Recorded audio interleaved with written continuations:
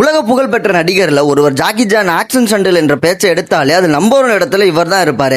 சினிமாவில் தன்னோட உயிரையே பணைய வச்சு நடிச்சிருப்பாரு. குறிப்பா சொல்லணும்னா கராத்தே ஹிட், ரஷ் ஆறு, போலீஸ் ஸ்டோரின்னு 1985 பல ஹிட் திரைப்படங்களை கொடுத்திருப்பாரு. இந்த நிலைமையில நடிகர் ஜாக்கி சான் தன்னுடைய 3400 கோடி மதிப்பிலான சொத்தை ஏழை மக்களின் படிப்புக்காகவும் இயற்கை பேரினங்களுக்காகவும் ஜாக்கி சான் சேரிட்டபிள் ஃபவுண்டேஷன் மூலம் நன்கொடையா கொடுத்துட்டு வராரு. இதை பத்தி கேட்டப்போ அவர் சொன்னது என்னன்னா, நான் சின்ன வயசுல ஏழ்மையில தவிச்சு இருக்கேன், அவங்களோட கஷ்டம் எனக்கு நல்லாவே தெரியும், உதவி செய்யும் போது அவங்க மட்டும் சந்தோஷம் படுவாங்க பாரு, அது எனக்கு மகிழ்ச்சியை தருதுன்னு சொல்லியிருக்காரு. தன்னோட சொத்து மதிப்பு எல்லாத்தையும் ஏன் ஏழை மக்களுக்கு கொடுத்தாரு, அவரோட மகனுக்கு கொடுக்கலாமே, ஏன் கொடுக்கலன்னு உங்களுக்கு தெரியுமா? அதை பத்தி நம்ம விவரமா பார்க்கலாம். ஜாக்கி சானோட மகன் பேரு ஜெய்சி சான். இவர் தந்தை மாதிரியே இவர் பாடகரும் ஆவாரு, நடிகரும் ஆவாரு.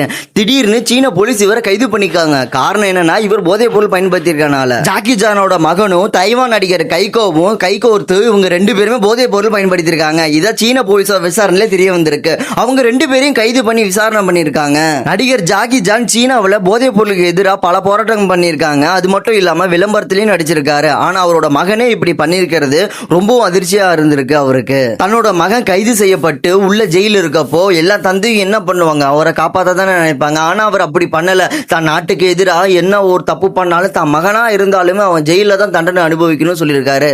அது மட்டும் இல்லாம தன்னோட ₹1 சொத்து கூட அவனுக்கு போகாதுன்னு சொல்லியிருக்காரு. சினிமாவில் நம்மள எவ்வளவுதான் சிரிக்க வச்சாலும் அவரோட நிஜ வாழ்க்கையில ரொம்பவும் துயரங்கள் நிறைஞ்ச வாழ்க்கையா தான் அவர் வாழ்ந்துட்டு இருக்காரு. ஜாக்கி சானுக்கு வயதான காரணத்தினால அவர் திரைப்படங்களை நடிக்கிறதுல இருந்து ஓய்வு பெற்றுட்டாரு. ஆனா ரசிகர்களோட வேண்டுகோளுக்கு இணங்க தன்னோட வயசுக்கு ஏத்த மாதிரி திரைப்படத்துல நடிச்சிட்டு வராரு. இப்ப ரீசெண்டா வெளியான கராத்தே ஹிட் 2 நடிச்சிருக்காரு. உங்களுக்கு ஜாக்கி சானை பிடிக்கும்னா மறக்காம கமெண்ட் பாக்ஸ்ல கமெண்ட் பண்ணுங்க. மறக்காம என்னையும் சப்போர்ட் பண்ணுங்க.